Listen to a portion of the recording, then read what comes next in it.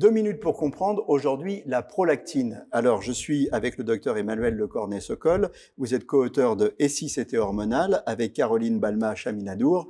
La prolactine, qu'est-ce que c'est? Dans prolactine, on entend lait. Oui. C'est un rapport avec l'allaitement? Exactement, c'est l'hormone de l'allaitement. Hein.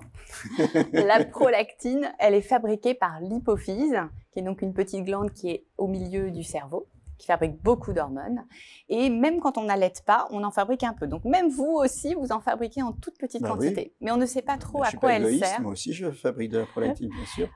Juste après l'accouchement, l'organisme va mobiliser tout le corps de la femme pour mettre en place la sécrétion du lait.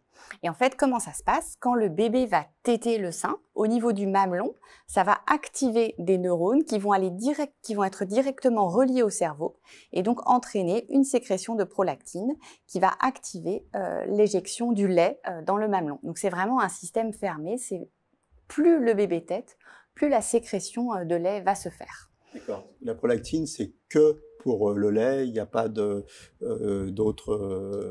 utilités, il n'y a pas... Non, on n'en connaît pas naturellement son utilité, à part dans l'allaitement.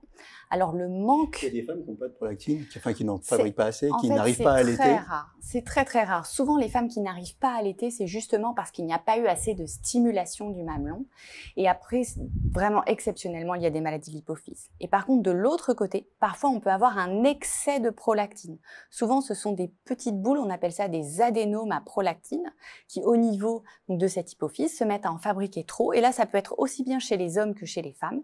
Chez les hommes, ça se manifeste essentiellement par des problèmes de libido. Et chez les femmes, par des problèmes de règles. Elles n'ont plus de règles. Et donc, ça peut être un diagnostic avec des médicaments. Ça se soigne très facilement et très bien de nos jours. Voilà, vous savez tout sur la prolactine. Nos émissions vous plaisent, alors aidez-nous à faire grandir la chaîne pour parler santé au plus grand nombre. Partagez, likez, abonnez-vous.